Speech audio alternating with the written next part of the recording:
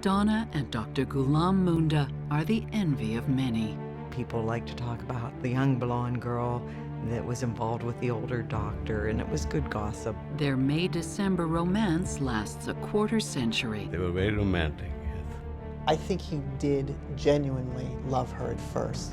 Until a mysterious gunman blows away their flimsy facade of perfection. Her life shattered. I think she's a greedy, selfish, manipulative person who only cares about herself. To me, I just see evil in his soul. You know, he's not a soul that's looking to the Lord. He's a soul that's working for the other side. Love may be blind and marriage bliss, but divorce is murder.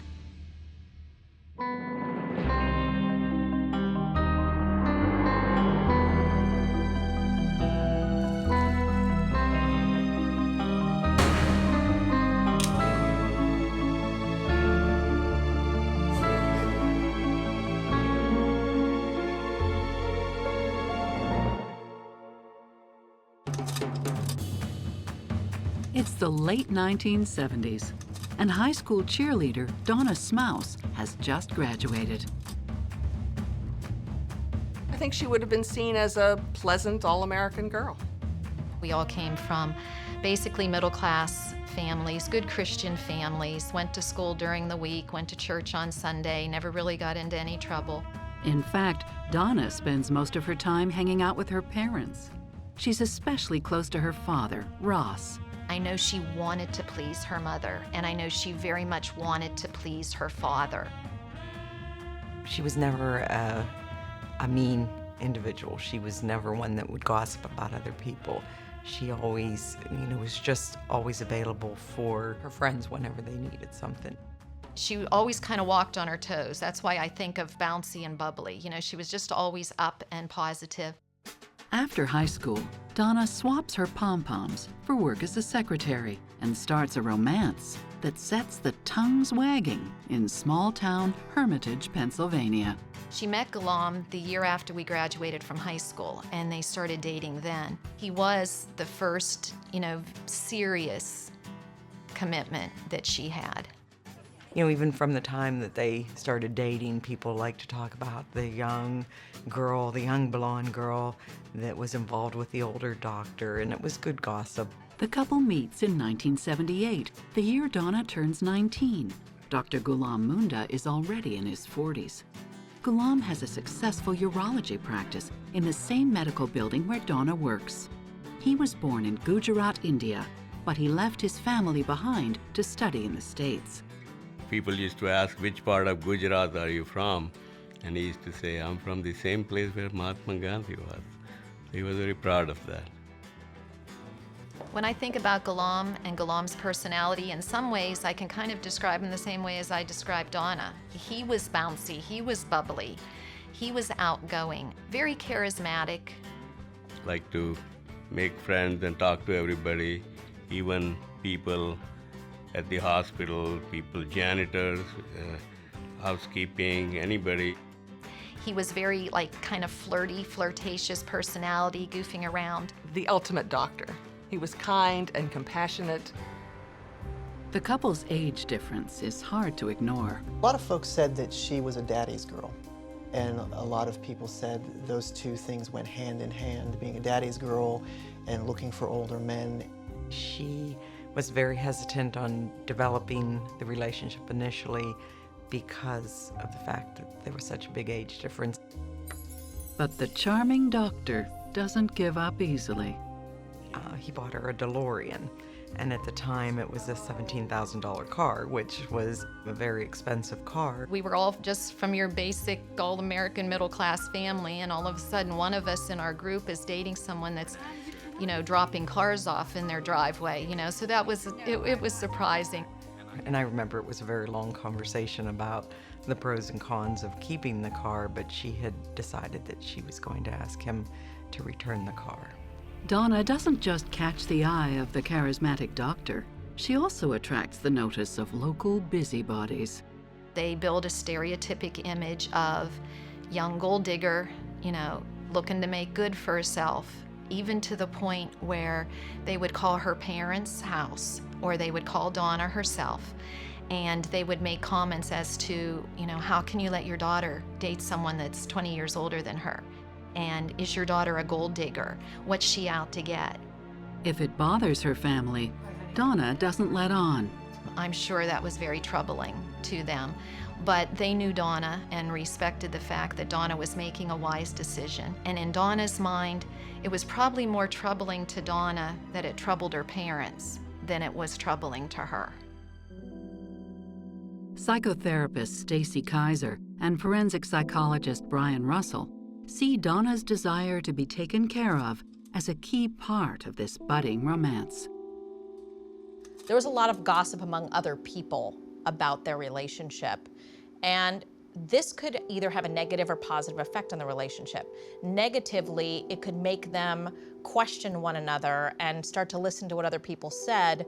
On a positive side, it could actually pull them together. They could literally bond and connect over the fact that everyone's against them, but they're a team. You can have a knee-jerk reaction wherein both people say, no, that's not true, no, there's more to our relationship, and it actually might have caused them not to really do as much introspecting and really critically thinking about, is there any truth to what people are saying?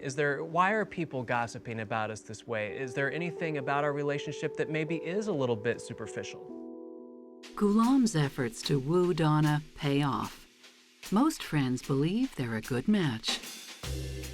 She was much younger than him, but he didn't seem to mind and she didn't seem to mind. They were just always goofing around, joking with each other, laughing. That was the only thing I ever witnessed between the two of them. Good. Used to go to the bars at night. She used to sing in his ear, and when the music is fairly loud in the bars when they're dancing, and she used to sing loud in his ear. Donna's family embraces Ghulam, especially her parents, Dorothy and Ross. Would take out the entire family to dinner, trips, presents, parties all the time too. Very, very generous, very kind to them.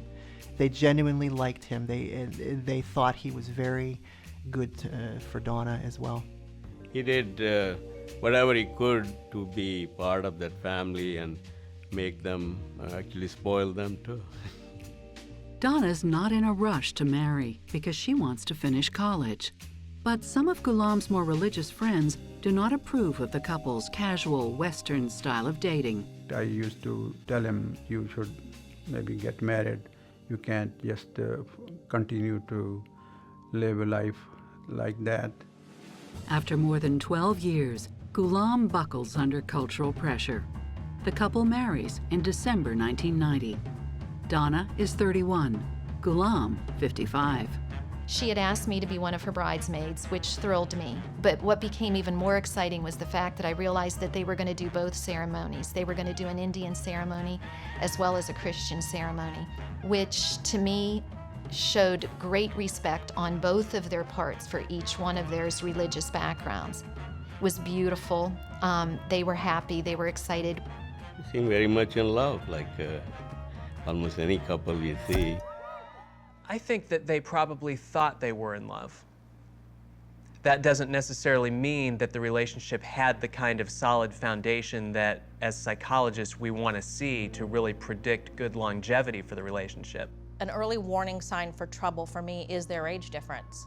They are at physically and emotionally different levels. They have had different life experiences, and so there's a chance that there could be conflict between them. Is the good doctor actually too good to be true? A lot of people thought that maybe he had a girlfriend on the side. That relationship is a complete secret.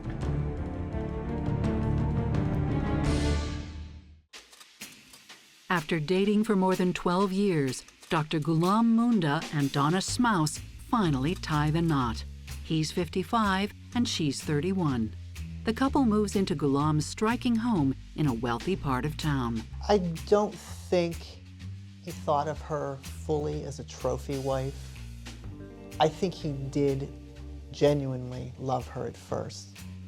Ghulam helps pay for Donna's education, and she earns 3 degrees. After graduation, she finds part-time work in a local hospital as a nurse anesthetist. It's a career in which her skills were put to use saving people's lives, keeping people alive all day long. And I was always so impressed with how dedicated she was to her education and studying and working full-time. I think that he felt that he was giving her a very good life. I think that he gave her as much as he could, as within the constraints of his busy schedule. He took very good care of her and very good care of her family. Donna's friends say she never entirely gets used to Ghulam's lavish lifestyle. And I can remember one time she came to pick me up in his Jaguar, and she felt so uncomfortable driving his car. Even after all those years, it still was just kind of out of character for her. She apologized. She said, "I'm sorry." She said it was the only car I had. But Ghulam's friends tell a different story. Yeah, I thought he treated her like a queen, Since he liked finer things, so she decided that she started to like it too. Money is not a problem for the couple, and Ghulam is known for carrying wads of cash. He jokes that if he were robbed, he'd make the robber happy. Yeah, he used to carry a few $1,000s, couple of $1,000s in his pocket. And most of the time when we used to go out to eat, most of us pay with credit cards, but he used to pay by cash. The couple lives large, and Ghulam shows incredible generosity to the community as well. Dr. Munda was known as a very charitable man. He gave money to the local mosque where he worshiped. He gave money to fund an academic chair at a local university in Islamic studies. I got a lot of money from him for the mosque. He used to say that he was born very poor, so he knew what being poor meant, and so he was beyond generous to people. From what I was told, that if people couldn't afford payments, he would let them slide. His patients were given his home phone number. His patients all say he was a delightful person. Donna embraces Ghulam's Indian heritage. One thing that she did learn throughout the years was Indian cooking. It was delicious. She was wonderful at it. Like you could not tell this is cooked by a non-Indian person. Well, I don't know if she's better than a true Indian woman, but I know she put her heart and soul into it. Despite Donna's efforts to fit in, she remains an outsider. I know they both continued to worship at their own respective churches, and I know a lot of the cultural things they melded together and they learned from each other. But I'm sure throughout the years that there were issues that are difficult to overcome when you are from vastly different cultures and vastly different religions. Ghulam does his best to keep Donna happy by showering her with gifts. Ghulam loved being wealthy. He loved America. The thing he loved about America was the fact that he had a great life and he had a lot of money because of what he was able to do as a doctor. When he came here, he was by himself. Young person coming from overseas, and all of a sudden you see a different world, like a kid in a candy store. He enjoyed being able to go out to dinner and buy very expensive meals. He enjoyed that, being able to travel with his money. He worked very hard and he enjoyed being able to spend his money. I think in some ways Ghulam is a sugar daddy. He sort of meets the profile for it. He has a lot of money and he's willing to pretty much buy her whatever it is that she wants. She also seems to me like someone who didn't really want to fit the profile at the beginning of being the kind of woman that would respond to a sugar daddy, because she did reject some of the gifts and she didn't seem to want to be talked about as that, but over time became comfortable with the lifestyle that he was able to provide. I think probably because she did convince herself that that wasn't her only reason for wanting to be with him. She, in other words, probably convinced herself that she did have enough feelings for him, that was just perks of being with him. Donna makes her own money, but Ghulam's thriving private urology practice is really what pays the bills. Most people agree Donna is happy to let Ghulam take the lead. You know, he would come home at a certain time, he would require certain things. They had rituals and things that they followed in their daily life, and I think that, and you know, what she needed to do for herself came secondary. People said that Donna needed someone to guide her, someone to control her and make a lot of decisions for her. He was dominant. He did whatever he wanted, but we don't know what happened inside the house, you know. Then there are the whispers that Ghulam's not entirely faithful. A lot of people thought that maybe he had a girlfriend on the side as well. I assumed that a lot of people took his flirting to mean that he was not faithful. If you were living in a situation where you were constantly being bombarded by rumors and stories of womanizing on your husband's part, that would be a gradual chipping away at you if you allowed it to be. And those rumors were there all along the way. People also gossip about why the couple never have any children. None of their friends has a definitive answer. They used to go out and go on vacation and things like that did not fit their lifestyle to have children. She was a very caring individual, and I think she would have been a wonderful mom if she had had her own children, but my understanding is that there were medical issues. Donna wanted children, I think she mentioned a number of times, but for some reason he said he doesn't like children. Dad, I miss you. Donna's friends wonder if Donna gets lonely or depressed. She was only working one day, sometimes 2 days a week. Ghulam worked very long hours. I know there were many nights he wasn't home till after 8, 9 o'clock at night, and that would be day after day after day. You know, and I think it was during that time where she was spending so much time alone that maybe she became extremely attached to her mom and her dad. They were her mainstay. Her dad in particular.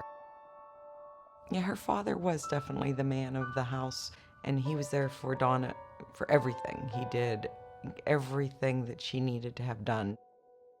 Her family said that Donna was always dependent on older men, very dependent on her father, daddy's girl.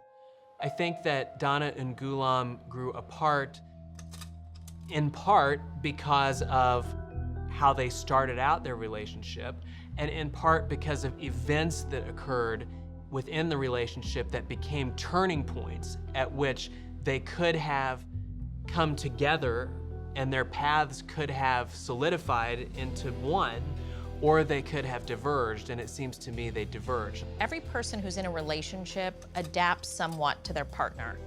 Because Donna met Ghulam so young, her identity wasn't fully developed. And so she didn't totally know who she is. No one that young does. So I believe that some of who she became was literally because of him. And so as time went on, I think they did grow apart, because I think she began to want to have her own identity, want to be her own person, and not know how to manage that. Everyone hears the gossip. But the couple's closest friends don't see any signs of marital strife. At least from the outside appearance, he wanted everybody to think that they were happily married, there was no problems. And He never complained or indicated that there was a problem at all. But one of the couple's secrets is about to change everything. She was at a very low point in her life, and I think she was a target. Things seem fine between Ghulam Munda and his much younger wife, Donna. But the relationship is on shaky ground. Donna is lonely, and Ghulam is never home. Still, a new addition to the family brings them hope. When Ghulam's nephew, Farooq Munda, emigrates from India at age 14, Donna embraces him with open arms. Donna was very nice to him. She took good care of him. They just pretty much treated him like their own son since they didn't have any children. Farouk becomes like a surrogate son to the couple, and Donna helps the boy prepare for medical school. He became a doctor only because of Donna's help. You know, you have a language problem, you don't know the custom, you don't know the way of teaching here. I remember seeing her at commencement afterwards, you know, taking family pictures with him and Ghulam, and you know, so I know she enjoyed that role, that she was able to, you know, play a parent with him. When Farouk leaves for medical school, Donna loses the closest thing she's had to a child. But she's about to experience an even bigger blow. What I view as a turning point in Donna's life, where I noticed a difference in Donna, was at the death of her father. Ross Smouse dies of a brain hemorrhage in October 1998. Those two were very, very close, practically inseparable. And they had a very, very strong bond, and when he passed away, her life shattered.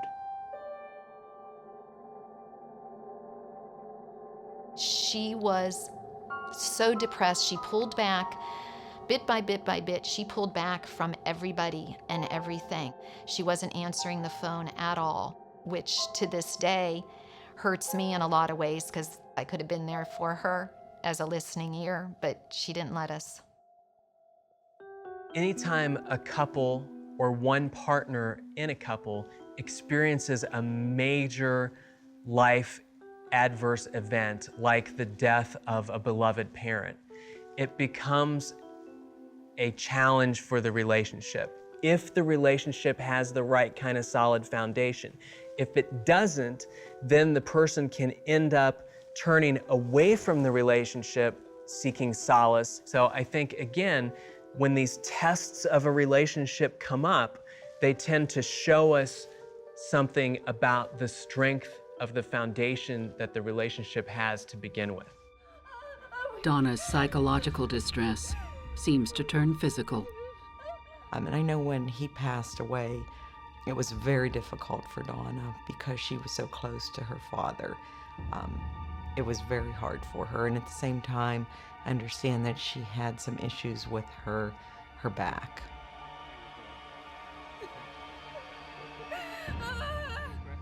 I heard from people that worked with her that she had started having severe back problems and was in a great deal of back pain, and that Ghulam was taking her all around to find out what the issue was. The issue turns out to be much more serious than back pain. I think she became seduced by the proximity of powerful narcotics in her workplace. Once her father died, she fell into depression. She treated that depression with fentanyl. Donna's hooked on fentanyl, a painkiller 100 times more potent than morphine. At first, it's to ease her back pain, but it also dulls the sorrow from the loss of her father. She got some relief, and the next thing she knew, she had an addiction. I think the combination of losing her father and the pain that she was in was just more than she could handle. And unfortunately, she didn't reach out and ask for help. Donna, once the all-American cheerleader, is now a full-on drug addict. Nobody knows exactly if Ghulam knew about his wife's addiction, but he finds out when she gets busted for stealing fentanyl from her work. Donna, now 44, is fired from her job and convicted for theft of narcotics. Ghulam stands by Donna's side at her sentencing and begs the judge for leniency. I have always heard that Ghulam did everything he could possibly do to help her, and at the same time, he made sure to respect her privacy. Nothing was ever in the paper. No, I kept it a secret. I mean, it was known within the hospital circuit, and since Dr. Munda used to work there in the hospital, so not a whole lot was said openly about it. I know he loved her, I know she loved him, and I think he was supporting her probably in the best way that he knew how. I just think he lived by a very high standard, and I'm sure You know, he was devastated when the problems came out at the hospital with, you know, the issues she was having. Donna's put on probation and goes to rehab. She probably felt like she failed him in a lot of ways because of the addiction. So she might not have felt comfortable with actually turning to him in the way that she needed to. And unfortunately, she made some very poor decisions as far as, you know, who to listen to. Donna confides in a new acquaintance, Damian Bradford, a handsome 22-year-old she meets in rehab. Damian Bradford was known by the street name Chaos, K-A-O-S. We presume that he chose that name because he thought he was going to inflict chaos on the streets. Damian was also in rehab for drug addiction, and the two met and apparently hit it off. He was a self-described drug dealer, well-liked by his friends.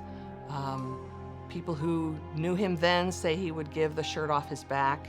I'm not sure they recognize that he was buying that shirt with the money he took from them for drugs. But I think in rehab, he was a vulnerable person and fell in with Donna Munda, a much older woman. Damian, alias Chaos, has been in and out of trouble with the law for both dealing and using cocaine. It was a low-level dealer. He was nothing big as far as drug trafficking went, but, you know, he made a living and paid his bills. Donna and Damian join the same Narcotics Anonymous group, and Donna's introduced to Damian's fiancée, Charlene McFrazier. Damian was a good-looking black male, muscular, well-spoken, articulate, and he had no problem finding women. There was not a shortage in his life. He did have a serious girlfriend. I think they were on and off, so, and he had his own place to live. So he was out and about as he wanted to be. Drug addiction makes a person very self-centered. It takes away their ability to give proper attention, care, and concern to their partner. They become very focused on what it is that they want and they need, and that's a very big shift for this relationship because it's not how it was in the beginning. In some ways, rehab is like a summer camp for totally dysfunctional people. You know, these are not typically people who are at a place in their lives where they have any business trying to form a new relationship that has any chance of having any kind of real solid foundation. It's really typical for someone who goes to rehab to connect with someone else who's been in rehab. And for Donna, that's Damian. It's somebody who understands what she's been through, what it felt like to deal with an addiction, and so they feel a special bond towards one another that she probably doesn't have with her husband. And all through this time, even with Donna in rehab, Ghulam remains worried. He just walked over to me and gave me a hug, and he said to me, please call Donna and, you know, get together with her. Please call Donna and get together. And he just had this serious look in his eyes, like, you know, he was asking me to, you know, reach out to her. And then shortly after that, things kind of, you know, went downhill. Then, in May 2005, on Friday the 13th, Ghulam tells a colleague he's going to Toledo, Ohio, to visit his nephew Farouk and his new bride. I remember he was talking to one of the other doctors, saying that he's going to Toledo. So the doctor said, you know, today, what today is? He says, what? He said, today is Friday the 13th. And he said, oh, that's a lucky number. I'm not superstitious. But Friday the 13th will prove to be very unlucky for Donna and Ghulam Munda. He was well known for having very large amounts of money on him at all times. Everybody knew that. It was supposed to be a very happy occasion and ended up in such a horrible tragedy. It's Friday the 13th of May 2005. Donna and Ghulam Munda are traveling from Pennsylvania to Ohio to meet Ghulam's nephew Farouk and his wife. So they set off in the car, and Dr. Munda was driving his Jaguar with Donna Munda in the passenger seat and Donna's mother in the back seat. They stopped in Ohio, I think, for a bottle of water at a convenience store. And at that time, Donna said that her husband may have flashed a quantity of cash. After about an hour, they stop again to change drivers at an emergency pullout. So they pulled over, she got out of the car, and they began to exchange seats, but a car pulled up right behind them and stopped. And this guy came out and he was wearing a hoodie, and he came up to the passenger side door and wanted him to hand over his wallet. And after the doctor gave it up, the thief shot him in the head. Oh, Gulam! Oh my God! Gulam! Gulam! Oh my God! Gulam! Help! Somebody help us! Please, somebody! Oh, please, please! Help! Please, anybody! Please help! There's been a murder! Help! Oh my God! So the nephew was driving by, also on his way, to show the new home to his uncle. He was driving from Pittsburgh to Toledo, and he was about 10 minutes behind them on the turnpike. Recognized his uncle's car and stopped at the crime scene, got out to see what was happening, discovered his uncle in the back of an ambulance being treated, and Donna Munda having hysterics by the side of the road. But it's too late. Gulam is dead. I was at a high school baseball game, and a doctor, his son was on the team, came to the game and had told us what he had heard, and it was devastating. I can remember distinctly, I had just left my house. I had gone down the road to a greenhouse, had bought a bunch of plants, was pulling back in my driveway, and my sister-in-law called me, and she said, "You better sit down." It was such a shock, and it cannot really describe it even.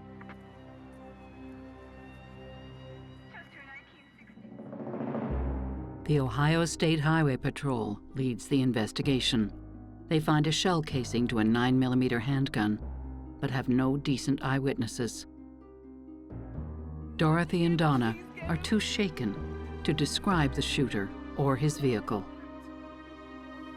There were a number, I want to say probably 3, 4, 5 reports of eyewitnesses who claimed to have seen either the attack or the aftermath, and there were a number of different descriptions of the vehicle, of the assailant.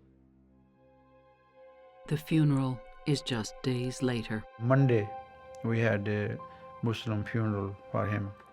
Donna was, just sitting there and crying and, inconsolable. So she would not even sit in a chair next to the casket. She was sitting on the floor, put her head on the casket. She was trembling so badly she could hardly stand up. I mean, her whole body was just shaking and trembling. And she only said 2 words to me, and the only thing she said was just, "Oh, Kim." And that was all she said. So we just hugged and held each other. And I remember saying to her, "What are you going to do? He was your whole life." And she just cried. She just absolutely cried. And she just looked at me and said, "I know." The last words that my husband...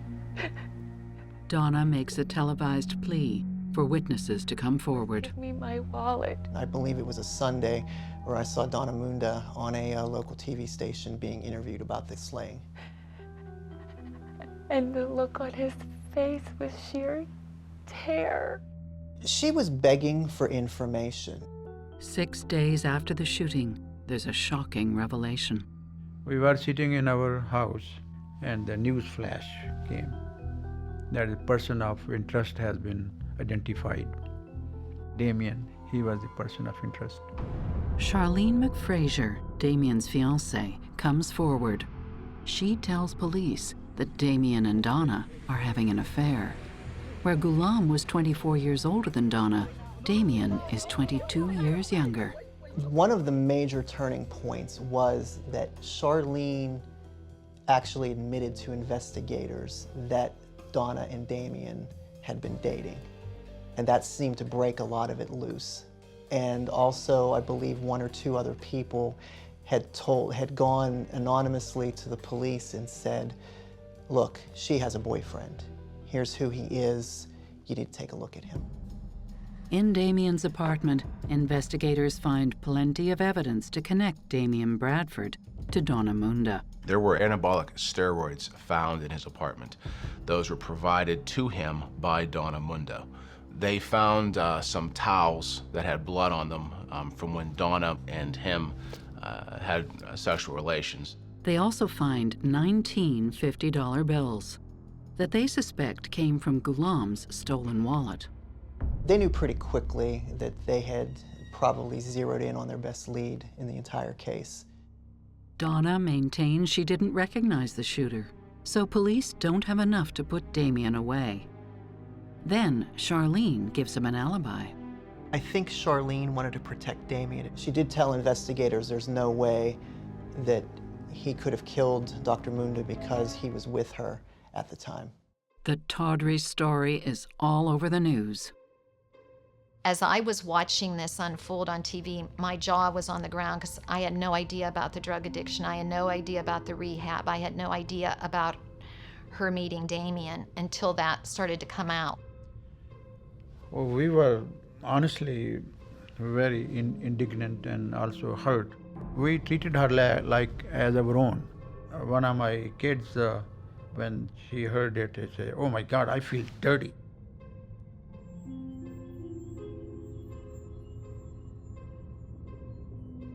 Weeks after Ghulam's death, police still don't have enough evidence to charge Damien, but he's thrown in jail on drug charges. Authorities listen in on Donna and Damien's conversations, hoping to record some kind of confession, but all they get are proclamations of love. Finally, a year after Ghulam's death, police get the break they've been waiting for through Damien's cell phone records.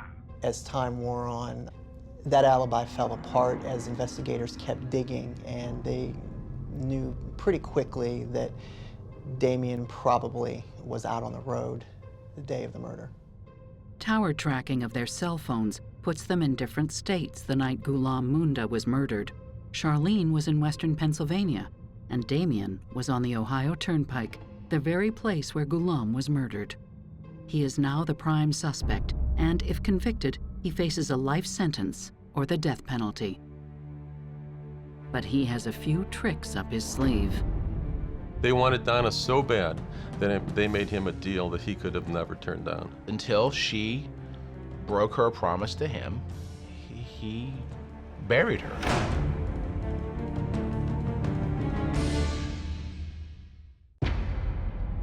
Donna Munda's drug dealer lover could now face murder charges in the shooting death of her husband, Dr. Ghulam Munda.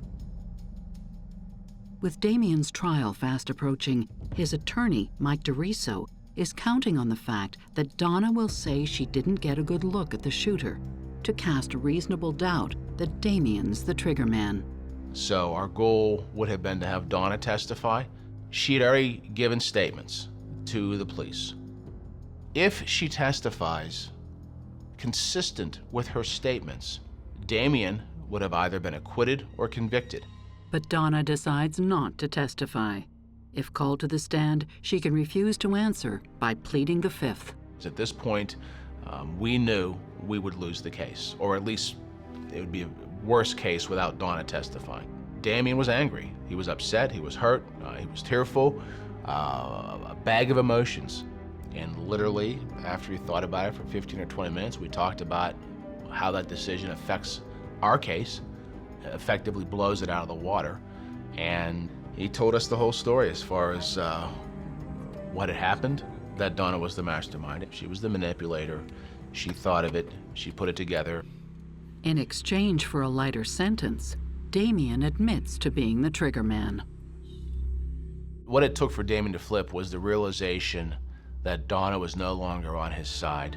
Donna's message by taking the fifth was, "You're on your own, good luck, can't help you." It was a classic case of the attorneys pitting the clients against each other and see who gave in first.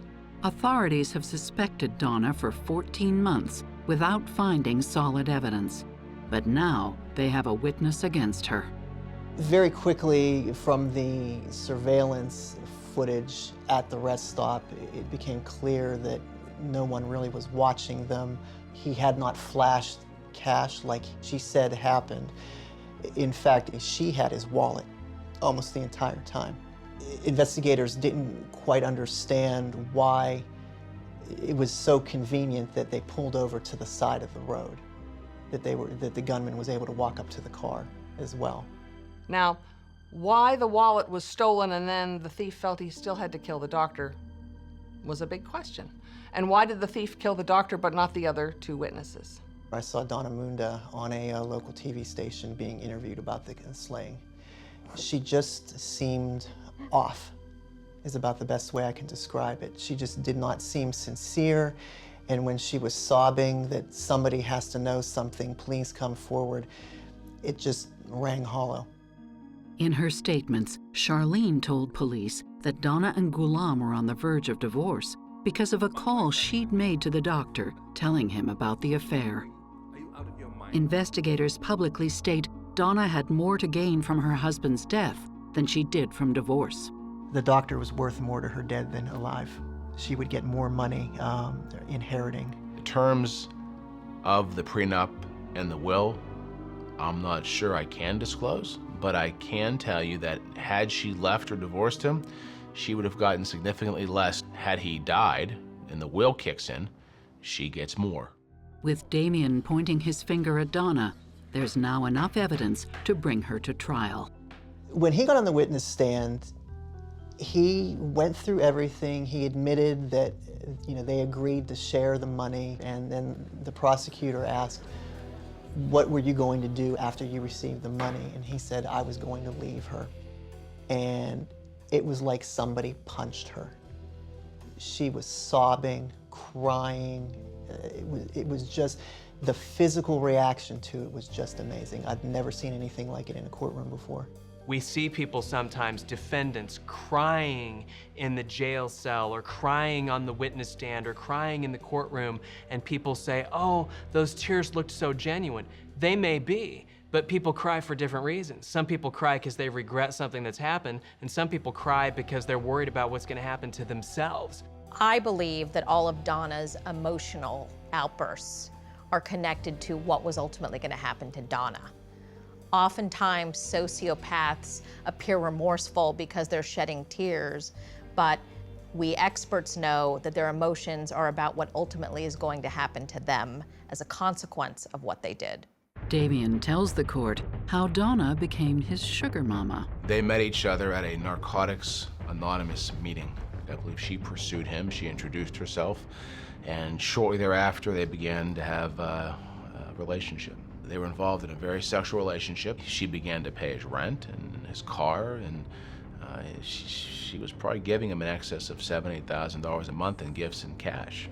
Damien comes from a place where money was hard to come by. He was impressed by it, as a lot of people who don't have money are, and then he just went from there. Damien says Donna's marriage took a turn for the worse after Charlene's phone call. Ghulam begged Donna for a divorce and even offered her money.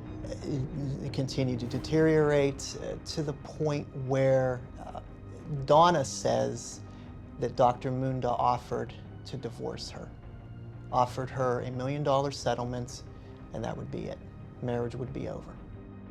But Damien claims Donna refused and told him she wanted her husband's estate and life insurance policies. Donna wanted as much money as possible, and she convinced Damien that they could be together, that she would share this money with him. He would be living on Easy Street for the rest of his life. Damien testifies Donna was already plotting to kill her husband. She used Damien to do what she wanted, through sex, drugs, and money. Damien says he'd made a previous attempt on the doctor's life at the mosque. He says Donna asked him to shoot Iftikhar Chatta if he got in the way. He's watching the doctor leave the mosque. Damien was going to kill him there. And then Damien's conscience kicked in, and he left. It was a close call, and actually it was thanks to Damien that he spared us. On Friday, the 13th of May, Donna texted Damien when it was time to go, and he trailed them to the emergency pull-off. He made a deal with the devil. That's Donna, and he got burnt. But Donna's attorneys say that it's the prosecution that's guilty of an unholy alliance. They argue Donna is innocent, and Damien Bradford acted alone. They were willing to make a deal with the devil, and Damien Bradford undoubtedly is the devil. She'd protested her innocence from day one and had been pretty emotional about the fact that she did not do this. I'm not sure why people have made that connection. I don't know why that just because she did have an affair with Damien Bradford, why the logical conclusion was that she had a role in his murder. Anybody that knew Donna for any length of time knows that she was not, some evil Black Widow spider that was going to pull her mother into some scheme to have her husband killed. That's ludicrous. Donna would never put her mother in harm's way like that. Never. It was unfathomable. A psychological expert testifies Donna is easily manipulated by dominant men. There's an individual who almost to a fault felt a need for her own self-worth to satisfy another individual. In school, she made sure that she became, for example, like a cheerleader because that's what she thought her father would want. Donna and Ghulam didn't want to have children because Ghulam was concerned that if Donna became pregnant, it would ruin her figure. She got a nose job at the age of 20 because Ghulam did not like something about her nose. And then it carried right on to Damien. And Donna to Damien was like chum to a shark. I mean, this guy had 5 women going at the time. He was dealing drugs. He saw Donna with Tiffany and big diamonds and driving a Mercedes-Benz. Donna fell in love with Damien, and Damien fell in love with Donna's money. I think that he saw dollar signs and became aware of what her travel plans were, and on his own decided that he was going to kill the doctor. But text messages and tower tracking records give credibility to Damien's story. Everything that he said was backed up by phone records, cell phone tower records, everything. It all matched up. It seems much more likely to me that Damien and Donna were 2 peas in a pod in a way, where they both felt entitled enough to serve their interests through helping each other achieve the same goal, which was to eliminate Ghulam and free up a bunch of assets that the 2 of them could then share. In fact, I'm not even convinced that had that plan worked, Donna wouldn't have been Damien's very next victim. Although I think it's possible that Damien was under Donna's spell, I would never say that someone could be manipulated into murder. Those were premeditative actions that he took upon himself on his own, with his own mind, with his own hands. I don't think anyone's manipulating anyone. I think this is a couple of addicts that came together because they want what they want out of a relationship. And in this case, they both benefited from Ghulam dying. They both thought they would be able to get money and go off and do whatever they wanted to with it. The jury doesn't believe Donna is innocent. In July 2007, Donna is found guilty of murder for hire and sentenced to life in prison. She has repeatedly told me in letters that she had absolutely no involvement in Ghulam's murder. No involvement at all. Damien is sentenced to 17.5 years for interstate stalking. To me, I just see evil in his soul. He's not a soul that's looking to the Lord. He's a soul that's working for the other side. As bizarre as this is going to sound, Damien's not a horrible person. What he did is horrible. How he did it was horrible. And yes, he shot Dr. Munda in cold blood. But he would not have done so but for the efforts of Donna Mundo and the selfishness and the manipulation and the hatred in that woman. Dr. Munda was a very well-respected man in his community. It's a tragedy that he died, and we can only remember him well. I think we can be happy that justice was served. Is that enough? I don't know. I want to remember him as a very, very good physician, very good surgeon, and one of my best friends, almost like my brother, and I really dearly miss him. Yeah, it was awful. It's okay.